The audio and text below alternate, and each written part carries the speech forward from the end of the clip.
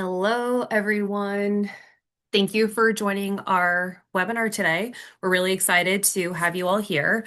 My name is Michelle Morgan. I'm the Senior Director of Publisher Development at Acceleration Partners, and at AP, I lead a global team that's focused on driving client revenue through strategic publisher partnerships. And if you're not familiar with Acceleration Partners, we are a global partnership agency that offers affiliate, influencer, and emerging commerce channel services. And Today, I will be joined by some great panelists, which I'll introduce shortly. But just for some quick housekeeping items, we are going to have a few polls for the audience during this presentation, so feel free to participate in that. The results are anonymous and will be sent to the attendees after the webinar. And if you have any questions, please feel free to put them in the bottom of Zoom in the Q&A section, and we will go through those at the end. So with that, I will pass it over to Sophie. Hi, everyone. I'm Sophie. I'm a senior director at Linkby for North American Partnerships. For those that you don't know, Linkby, we are a performance PR platform. So we allow brands and publishers to pitch content opportunities back and forth, allowing brands to secure content coverage at scale, and it's all on a performance pay model. And I'm excited to pass it over to our friend Lee here. Hi, everyone. Thanks for joining us here for this session. I'm excited to unwrap Black Friday with you all. So I'm Lee Stuart. I have been in the industry for well over 15 years now, quite some time across various aspects of the industry. Currently, I head up the affiliate channel and team for global growth for Aspinal of London. We are a luxury leather handbag brand. We also provide leather accessories. We're big on gifting and we do jewelry as well. We're based in the UK and we love Black Friday. So yeah, looking forward to getting into this. Over to you, Jackie. All right. Great to be here with everyone. I'm Jackie Goldstein. I'm the VP of Commerce at the New York Post. If you're not familiar with the New York Post, I would be surprised to hear that. But we are America's oldest newspaper and basically a massive digital platform as well. And yeah, I work across the commerce, partnerships, editorial, distribution efforts, and excited to talk about Black Friday too. Thanks, everyone. So we're going to kick things off with the poll, which should be popping up on your screen shortly. So please answer. In terms of AI visibility for you and your business, where does the LLM optimization budget sit in your holiday budget right now? Do you have a dedicated budget line? Are you testing with spare change? Are you watching but not spending? Or do you have no idea what AI visibility is? So we could take a second to answer that.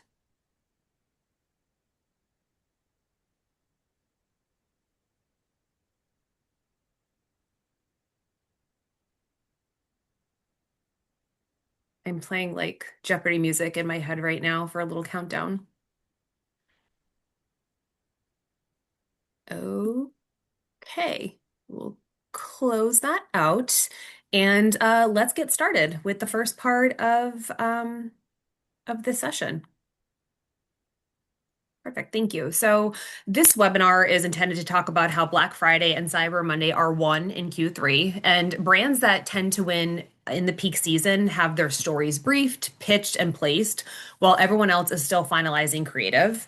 And today we're talking about the whole chain. We have 4 seats at the table from the partner, the agency, and the client side of our business overall.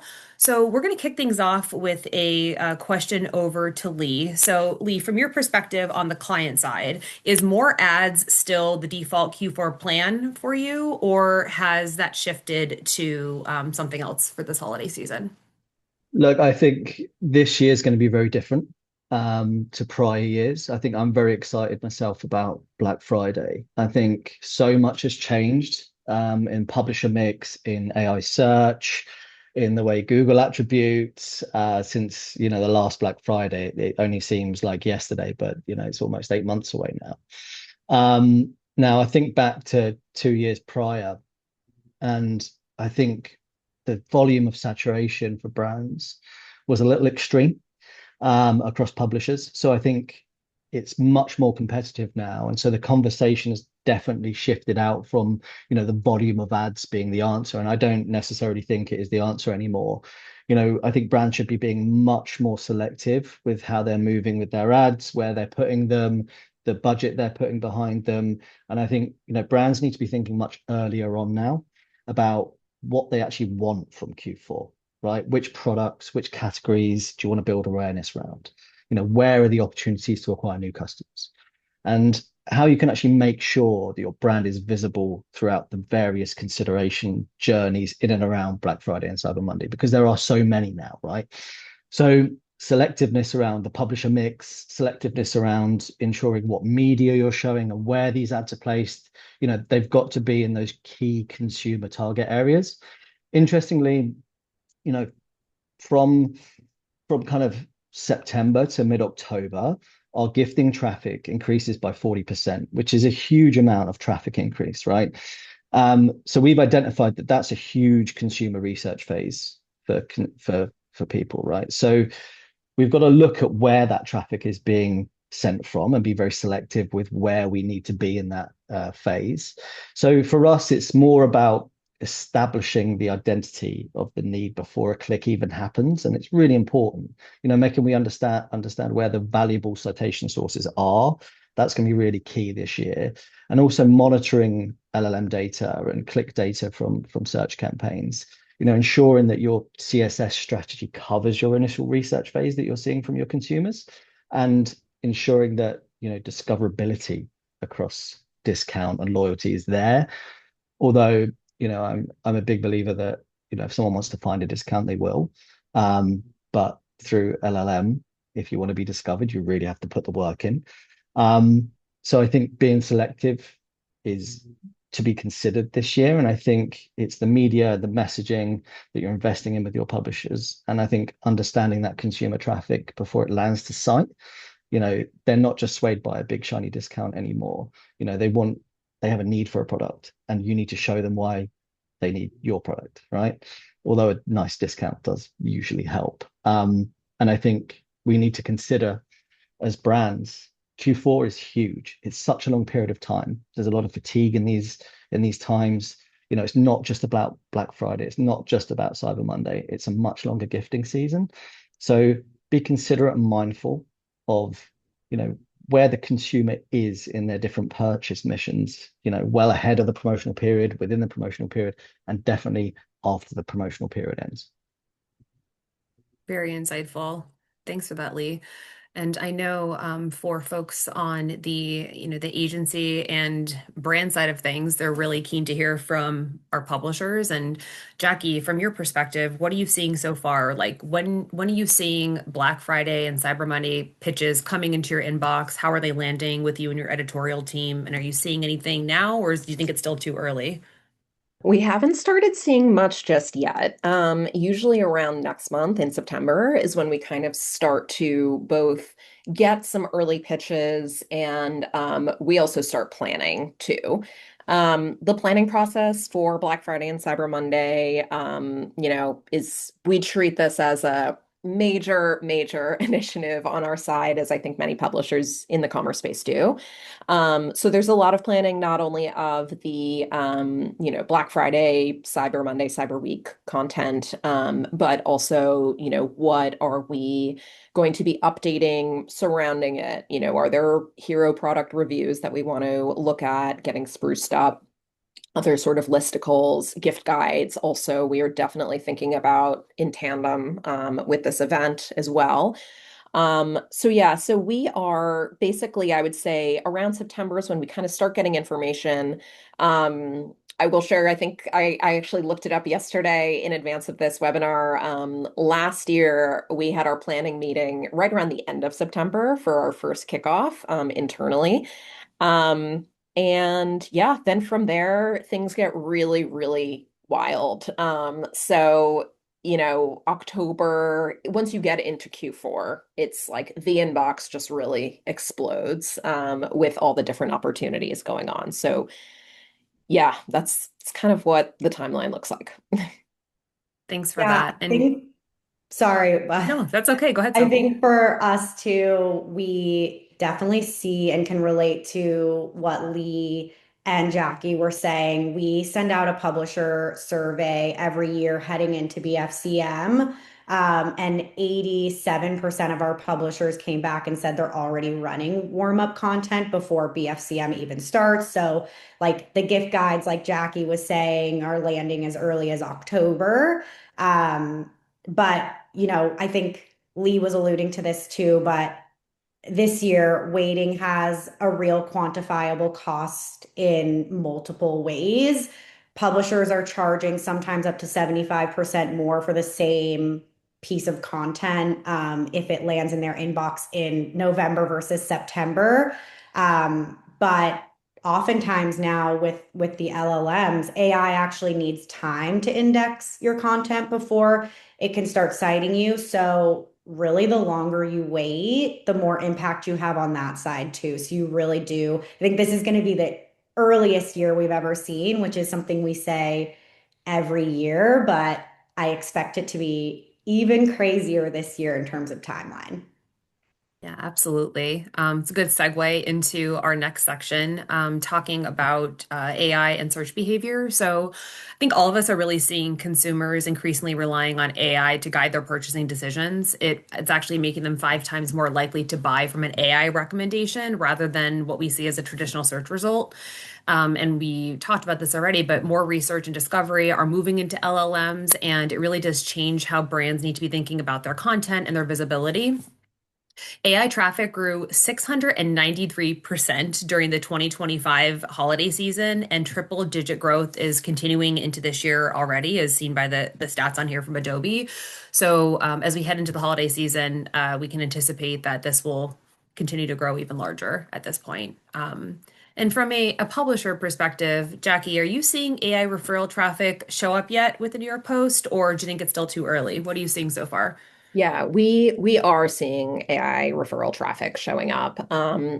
Usually, sometimes it's in our top five, sometimes it's in our top 10. It's a bit fluctuating. And of course, we do have the expectation that it might not always drive through a click. We know that we are heavily cited as the New York Post, especially for our commerce content. So we do see a lot of citations, but we are seeing traffic too.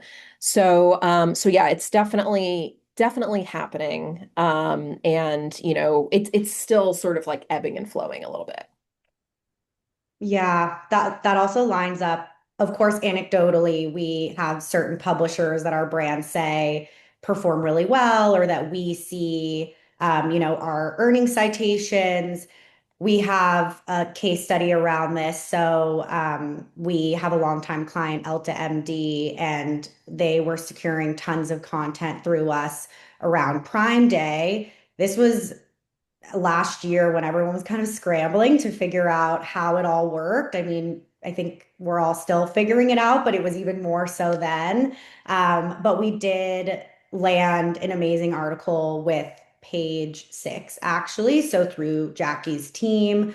And they named Elta MD the number one dermatologist recommended sunscreen. And that article's language got picked up directly by the LLM. So when you searched best sunscreen following that campaign, in ChatGPT specifically, Elta MD was coming back as number one, and it was cited right back to that article. And then it actually had the exact shopping links dropped into ChatGPT too. So the last slide that we were looking at, it's that same brief pitch story sale chain that we're all used to. It's just running through AI answers essentially now instead of search page results. I love that. That's exactly what brands want to happen. It's wonderful. Great. Dream scenario. Yeah, for sure. Lee, how about you? What are you seeing on AI visibility heading into this holiday season from the client Y- side? Yeah, I think from a brand's perspective, for us, it's becoming a priority going into the period. But I guess we see it more as a complementary channel. to our broader brand and marketing strategy rather than actually replacing traditional channels. Traditional channels will still exist, will still be a massive thing this year.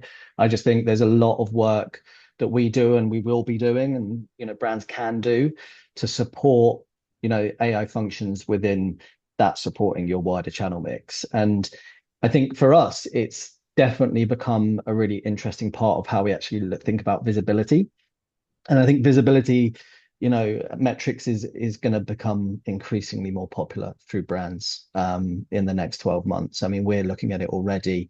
But I think, when we look at the visibility, we're looking at prompt and citation data, because that gives us another lens on how customers are actually discovering and comparing brands and products, particularly when they're asking, AI tools for recommendations, right? Which everybody does now. And for us, looking at that data, it can build a real profile of the mindset of the consumer. And this is a really important thing come October when we see that shift in traffic. And I think, interestingly, our LLM source traffic, it has a 79% engagement rate, which is one of the highest. It's in the top three of the highest rates across all of our traffic sources. And that 79% is pretty darn, consistent throughout the year and has been for a while now. So for us, that high engagement shows that the consumer has kind of brought into the brand potentially already through the discovery phase and has a real high intent purchase, mindset before they even come to us. So this can influence where we put, our budget and our investment and how we think about product strategy, category strategy. And if we're seeing, products or categories being surfaced consistently, then that gives us a real useful insight into where the customer demand and the considerations are being developed. And it helps us pair that data across other, marketing mixes, especially across publisher mixes. Interestingly, a well-known CSS partner recently told us that LLM users are 3 times more likely to follow up with a Google shopping query after leaving the LLM. And that's usually a product query, which it's a huge stat for us to understand, right? So it shows how important it is to be pairing your publisher mixes at this time of the year and actually using that data to optimize across all publisher types. It's a huge opportunity. I love that. That's something that we're thinking about and seeing across our client mix at AP too. I mean, I would say the tried and true partners that have historically performed well for us still obviously matter, but we see investment and continued interest from our clients as well, shifting towards LLM visible sites. Perfect. Thank you. So moving on, what do publishers say yes to?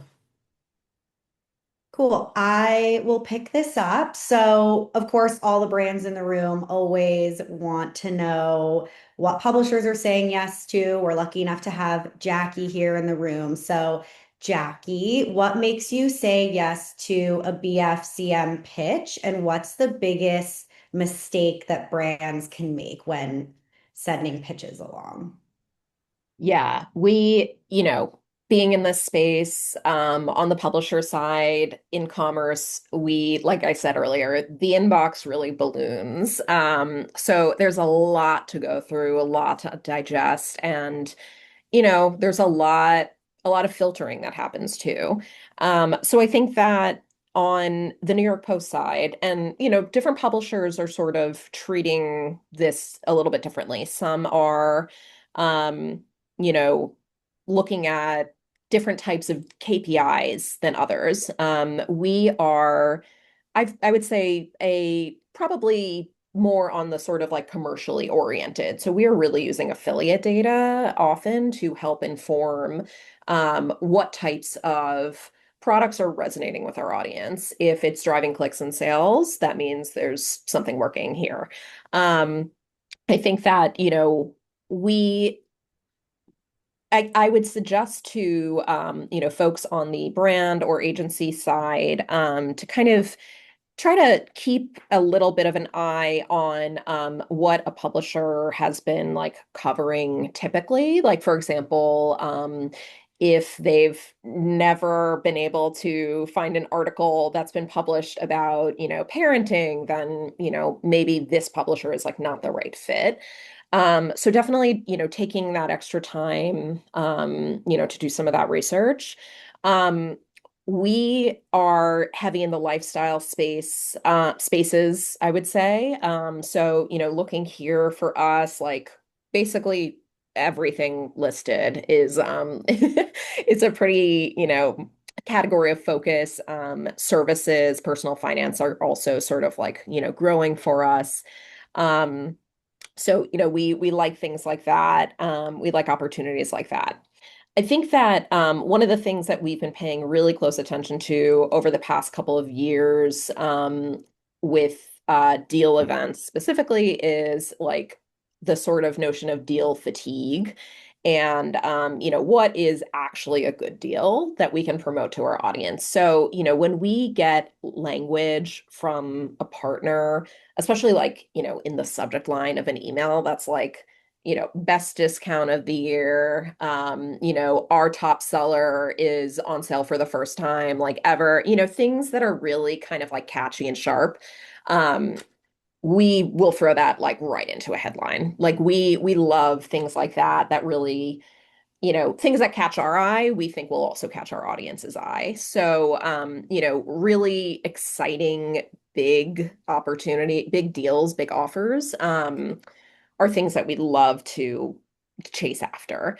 Um, we also, we tend to have a lot of content that we're doing. So there's definitely a lot of opportunity during this type of moment. But again, I think if it's, you know, if you are coming at a publisher from a brand that's never been covered by the publisher, you may want to kind of figure out a way to make yourself stand out. Maybe, again, sort of looking at things that the publisher has covered that there might be some sort of connection to.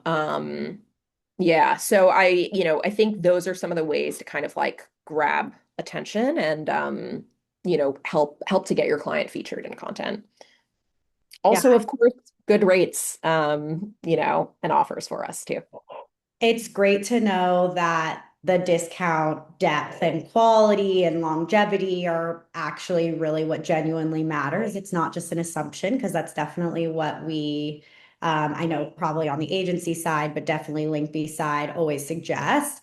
Um, to reference that survey again, one really interesting thing that came out of that, probably my favorite insight this year, is that travel is a real gap. So 52% of publishers want travel content, but very few brands are pitching it.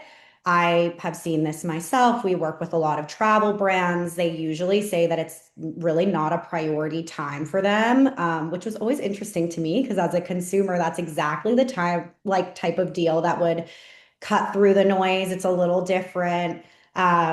Jackie, from your side, what are some other categories that you think are like very much underused during this time of year that could lean into BFCM that historically don't invest in this time? Yeah, for sure. And just to add on to travel for a second, I completely agree. We've seen huge success from a search visibility perspective on like a Travel Tuesday type angle, and really, kind of covering it during the Black Friday period. We've also, speaking of Linkby, we've done really well with like Skyscanner, which has, come on a lot, the platform during the years. So, that's a great standout in travel. I think the other ones specifically that always comes to mind is, I think that people think of the sort of like fitness and health and wellness categories a little bit more in the new year as kind of like a part of the new year, new me. I was joking the other day that like when I personally think of holiday, I usually think of like eating cookies and things like that. But, kind of Sophie, to use some of your language, cutting through the noise and kind of being a little bit different. Um, I think that that is a great opportunity too, and not something that we want to lose sight of. We do really, really well in those categories, in particular. So, I think that those are ones that we would be excited to, lean into more and more during the Cyber Week period. Yeah, totally. I agree. And who said that cookies and yoga don't go together? Like, They do. I think I totally do. Um, okay, so shifting gears a little bit to the brand side. Lee, from the brand perspective, walk us through BFCM prep. What does that timeline look like? Do you go deep on one hero product or do you spread promotion across your entire catalog? What's your play? Yeah, great question, and I'll try and keep this as concise as possible because for us, these 2 months, the trading months, are the two biggest of our calendar. Our revenue 10 times is from the month previous, so we have to be prepared, and it's kind of a make or break for us as a business. So we actually start in January, which is a lot earlier than I think a lot of brands actually start. So we have a huge process of a post wash up, looking at the whole month of November and the 20 kind of strong days of December. We look at what worked, what didn't, from a product, publisher, and placement view. And I think it's really important that brands do that, right? While it's so fresh in everyone's mind, before you forget everything, after drinking and eating too much over Christmas. So then we kind of put it to bed for a while once we've got our understanding of what's happened. We get to August and we kind of look back at, again, what happened, what has changed in the market since, if there have been any kind of tech advancements. And, we'll be looking at, what advancements are there from an AI perspective for sure. But August is our strategy build out phase. We have a huge deep dive into kind of expected sales volumes with our merchandising team across the categories and styles. It's quite a deep process. We then kind of cost map everything out into kind of our key offer dates. What were the last year's success days? How do we repeat those? Have we got enough budget to put behind those? What were the hero products? Did we discover that we sold, a certain amount of product? I mean, one year we sold, I think it was over 250,000 units of a card holder. So we must repeat that every single year now, of course. And then we'll look at kind of what are the gaps in the citations, what are the gaps in the product coverage, how are we placed in Google search and in Bing search? How can we make sure that we're covering every gap possible? Once that's done, we have our strategy and we outreach to our core partners, give them the expected offer dates. It's so important to get these out early so you can start building up those proposals. And then we actually do something quite interesting, and I really encourage brands to do this, is to look at an offer fatigue scenario, really build that out. What if consumers have had enough of your discounting? How do we react to that as a brand, and how do we create urgency? That's a big part to play, I think, in the whole of our strategy, because this window of Black Friday offers, it starts now November 1st. Sometimes it starts in October. I mean, we'll be looking at it in the summer soon, right? I know there's publishers doing Black Friday May now, which is crazy. So I think, after August, we get into September. We have all of our negotiations done, all of our signed IOs. We get all of our publishers ready. So we invite all of our publishers over to a gifting suite, which is usually in our Regent Street store. We host this every year. They can come and see the product. I mean, it's one thing looking at a product in a lookbook, but to actually get the product in your hands is another thing. Editors love that. So if you're lucky enough to have a space, I really recommend you try and do that this year. And then we release all of our lookbooks after that, so that everybody's got everything to kind of look back to. And then in October, I mentioned briefly at the start, we see a huge amount of gifting traffic come through, and gifting traffic increases by like 40%. So we've established at that point the consumer need, and we start doing the early gifting content releases, making sure listicles are going live, and we get heavy on kind of a research data phase at this point. We start looking at the LLMs, what are people searching for, understanding what consumers want at that point ahead of Black Friday, Cyber Monday. What are they researching? Then we work hand in hand with the CSS teams and the other publishers to ensure the keyword data is shared. Again, very important. And then we have agile discussions with our partners to ensure that we're pushing the right product from that data that we've just mined.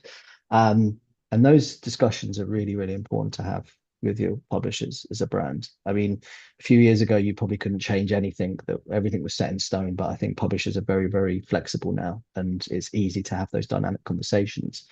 And then we wonder how it's got here so quickly. November hits and we are in the thick of it. We're monitoring by the hour versus the year and versus our plans. We have a lot of reactive conversations. We're ensuring content's gone live. And we do keep our ear open for kind of last minute exposure opportunities in case they're needed or available. And then we ramp up the gifting content hard from our side. And then December hits, and usually there's a bit of fatigue. And I think this is where brands do miss out. I think you've got 20, if you've got good shipping providers, you've got 20 good days, sometimes even 22 good days of shopping left.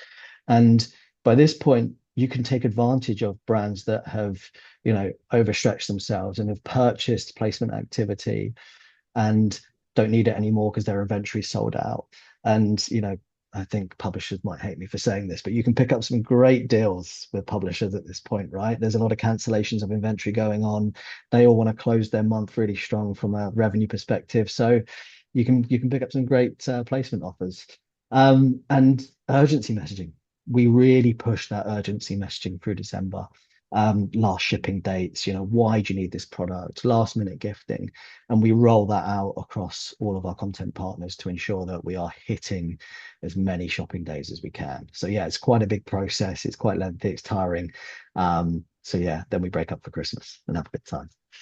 Yeah, you guys are so prepared. I'm very impressed. It's impressive. I've worked with a lot of brands over the years, and I can tell you it's definitely not always Oh, I've worked with preparation. brands where I've arrived at a brand in October and they're discussing what they should be doing in November for Black Friday, and they end up paying lots and lots of money out in inflated fees, missing out on opportunities. So yeah, it's good to get ahead. Yeah, I've definitely seen that. You mentioned this, but I think it's worth kind of digging into it a little more. But how do you balance protecting your margin while still driving that urgency? Yeah, it's a really good question. I think, we're a luxury brand at the end of the day, yet we do have sales. Now, I think a lot of brands, think about urgency and they think, oh, that needs to come from heavier discounting. Well, almost 15 years of Black Fridays has taught me that you don't need to be heavier discounting at that point. There's a lot of traffic still to be had at that point and acquire.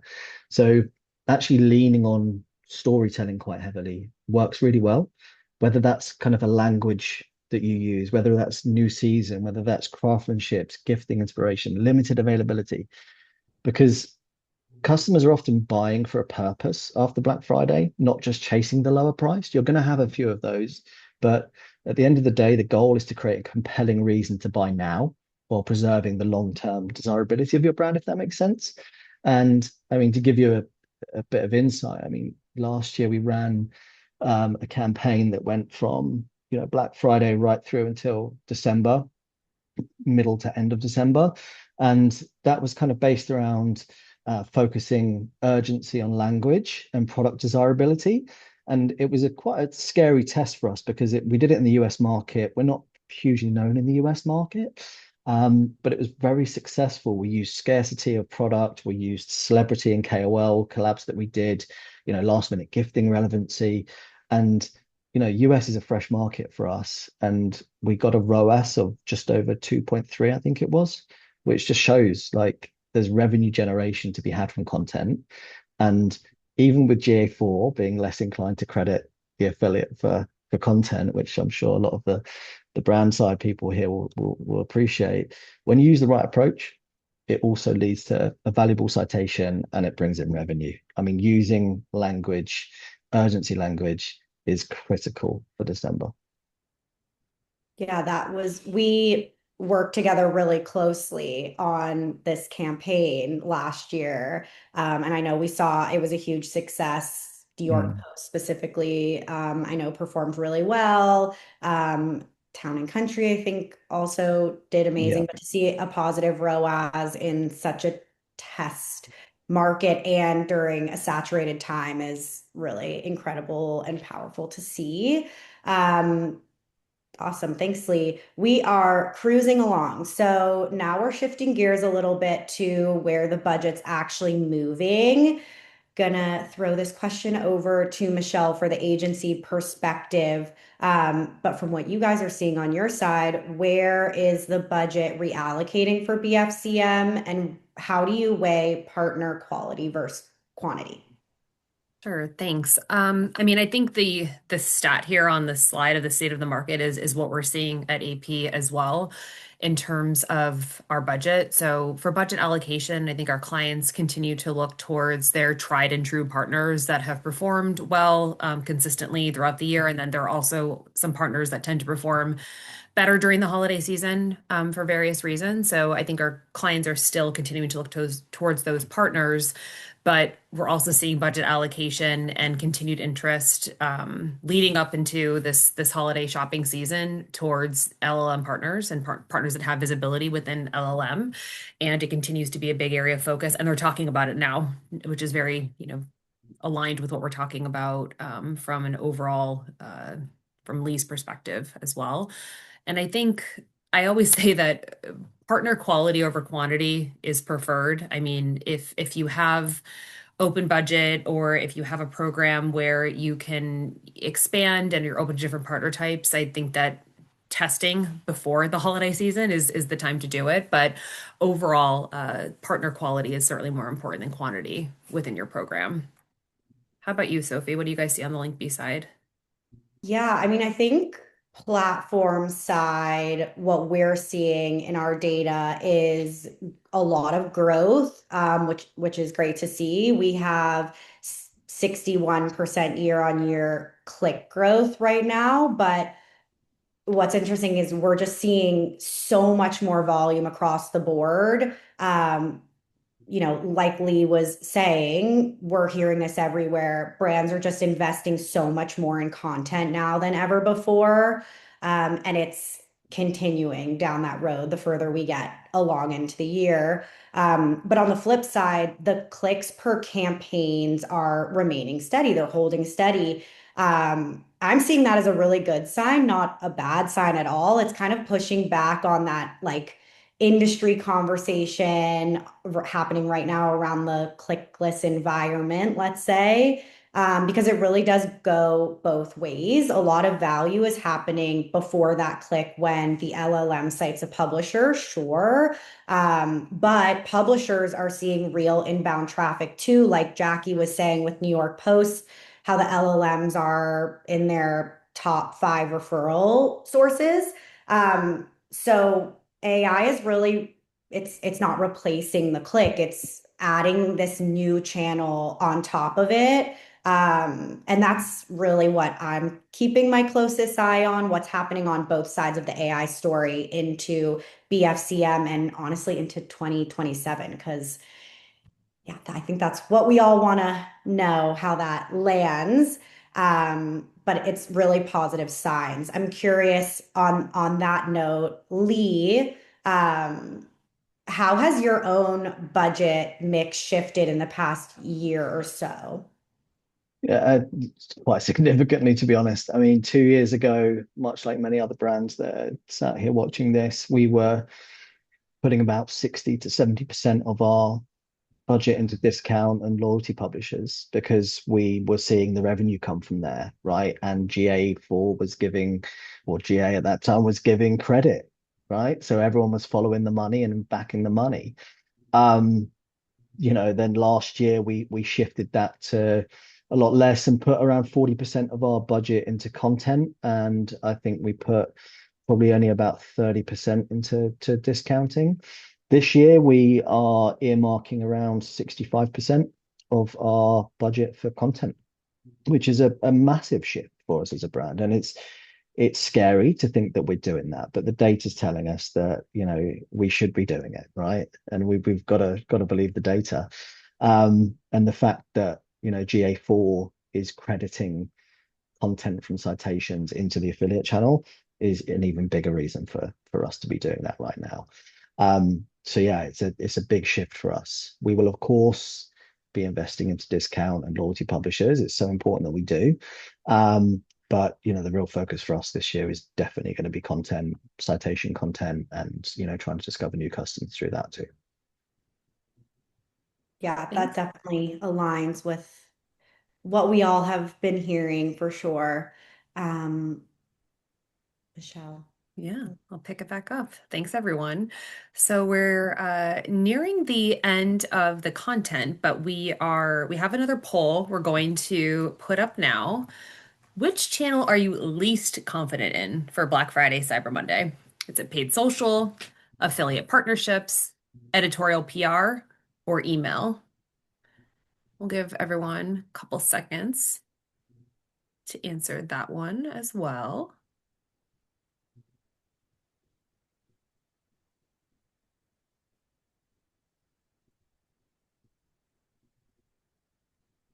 Okay.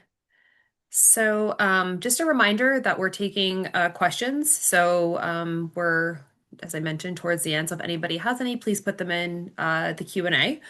But for our last section here, we'll do one final question, and I'll start with Jackie for you. What do you think is the riskiest but potentially the highest reward move that a brand could make this holiday season? It's a really good question. I am think one thing that comes to mind is we are seeing traffic from ChatGPT, but we are seeing, changes. There are some click-throughs, there are citations without click-throughs.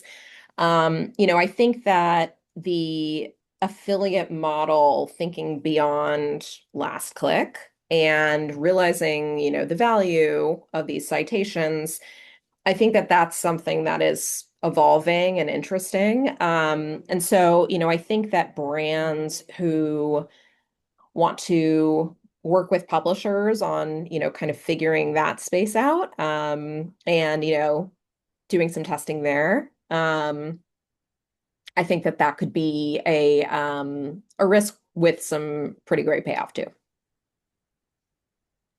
Love that. Lee, same question to you. Yes, I like this question, and I think I'm going to almost echo it, but I'm going to say try and move past last click thinking. I mentioned earlier LLM traffic, it has a very high engagement rate. Ensure you're considering that into your budget because we're already seeing this huge rise in zero click commerce. It's happening. You need to be considerate of it. I think last click is going to be dead in the next few years, and visibility metrics are going to be really, really important. Think about those early. That's where you're going to get some high reward. Excellent. Thank you both. Okay, I am going to go through the questions. So, Jackie, this one might be good for you, but obviously anyone can answer it. So, do you think traffic from AI tools like ChatGPT are actually converting, or is it mostly people that are just browsing and curious? Yeah, I think it's a bit of both. But I think that there are actually conversions that we have tracked. We also had an interesting opportunity, in addition to just organic LLM placements that, we pay attention to. We did have an opportunity as part of News Corp's OpenAI partnership to be an early tester of ChatGPT ads. And even that, we saw for the different we were targeting different keywords that would then drive to content that was, relevant to different types of searches. That we were seeing conversions on too. So I would say yes. But again, I think the sort of volume of traffic is something to pay attention to too, the citation, click out, etc. Thank you. So for any clients like brands and Lee, this could probably go in for you, or maybe even Sophie from your perspective on the platform side. For brands that are selling in multiple countries, does the whole approach that we're talking about tend to vary market to market, or is the playbook basically the same across all regions? Happy to take that, and I think we're in this position. We are live in multiple countries, and I think that we've had to approach Black Friday differently in every country because of our brand awareness status, right? So I think you've got to tailor your game plan across your markets dependent of where your brand awareness is at that phase in time. For example, in Germany, we're not hugely known. We've entered the market over the last year. We're seeing some success. Do we need to do some brand building? Will we be using content for that and investing into that? Yes. Would we be investing into discount sites for that market? No. So I think you've got to tailor it based on your brand status within each market. Thank you. Jackie, this question is for you. Do you really run out of inventory for Black Friday, Cyber Monday, or is that a myth? We all want to know that one, Jackie. Reveal yourself, anonymous Yeah. attendee. Um, yeah, I think it sort of varies publisher to publisher. We do try to be like jump how high if a good opportunity that is really commercially viable comes up for us. We want to try to make it work. At the same time, we don't use AI for content creation. We're using, humans. And there is a bandwidth thing, even though we are working really, really hard and, normally the end of the year is kind of a time of vacations for people. When you work in commerce, obviously not really as much. But still, so I would say that we like to try to make things work, especially, when there's a really compelling opportunity, even in the thick of it. But, I think to Lee's point earlier, if something last second comes in, we may demand, more revenue for something like that. Um, and, Lee, I think to your point too, like, if there's something that's planned way far in advance, maybe we can make some sort of deal together when we are a little more, open with more time. So yeah, so I hope that sort of answers the question. Um, I would say it's kind of, a blend of things. Do you I've mind definitely if I ask you seen it. something Oh, off of go ahead, that, Lee. Jackie? Sorry. Do you mind if I ask you something off the back of that, Jackie, just from the brand side that I think people might want to know? Of course. So I think when we're as a brand, when we're booking in content, we want the exposure of that content to run for a long time. And I think, you guys have to be awareness of content circulation. How aware are you guys of content circulation and distribution and getting the most out of the clicks for a single piece of content versus accepting new work constantly? How is that balanced? So that is actually a really good question. And that is kind of where, certain types of levers that we may have for distribution Mhm. may actually not have as much opportunities. For example, we may only have a certain amount of, placements in our newsletter that we could put something that we want to get extra promotion for. So I think that different promotional levers that we have might have some of those bandwidth restrictions. Um, and when there is a lot, you know, we can only promote so much each day. We Sure. are, with the New York Post and Page Six, we are ultimately a news operation, but we do leverage a lot of those editorial placements. For example, our homepage, but again, there's only so many slots that we share. So, things like that are definitely worth kind of keeping in mind from the distribution standpoint. Right. Thank you.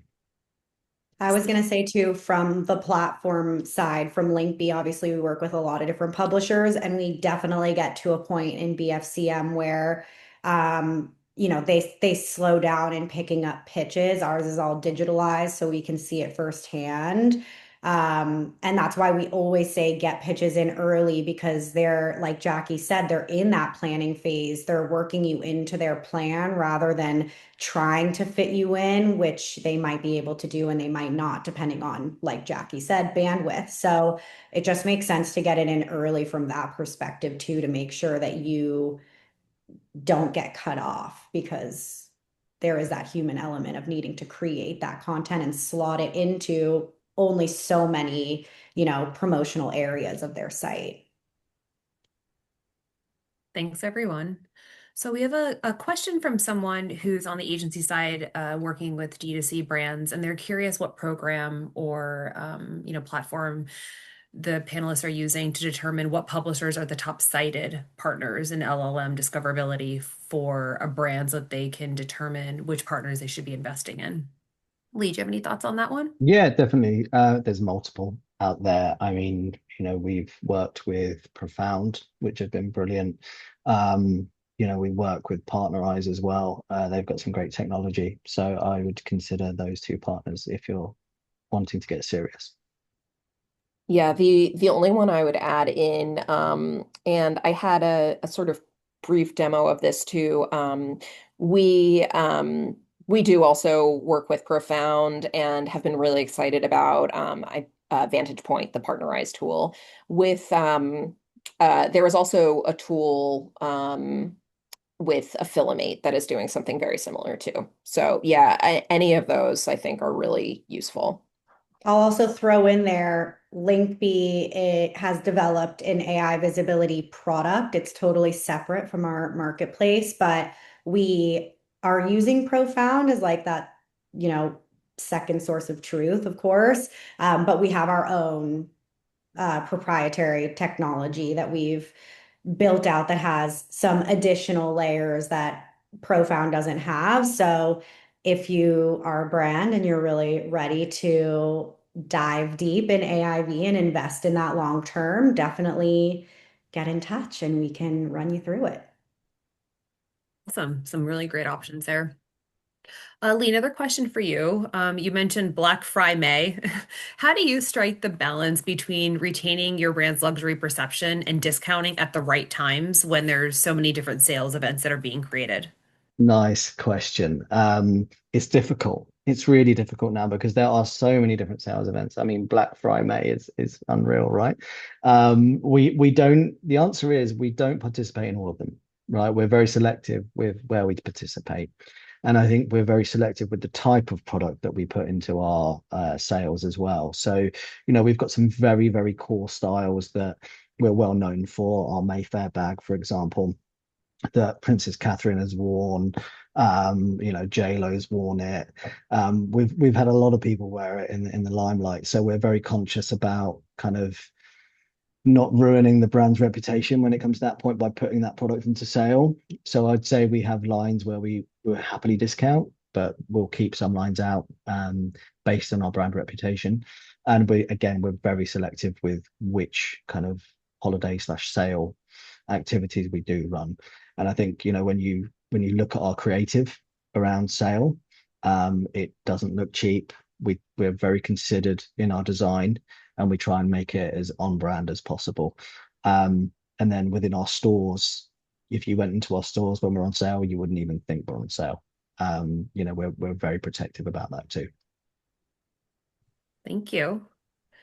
For the group, if budget is tight for a brand this Q4, where would you actually tell that brand to put their next dollar? Linkby. And New York Post. Yeah, Yeah. with us directly or through Linkby.